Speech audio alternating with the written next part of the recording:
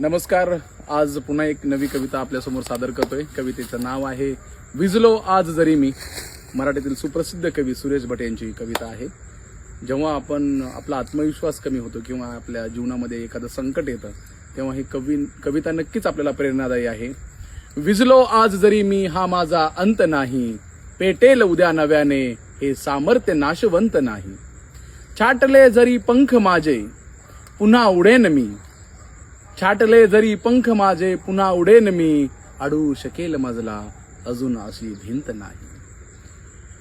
माझी झोपडी जाळण्याचे झालेत कैक कावे, जळेल झोपडी अशी आग ही जिवंत नाही. रोखण्यास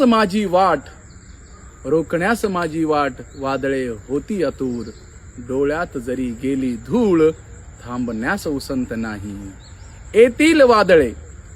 येतील वादळे खेटेल तुफान, तरी वाट चालतो अडथळ्यांना भिवून. अडखळणे पावलांना पसंत नाही.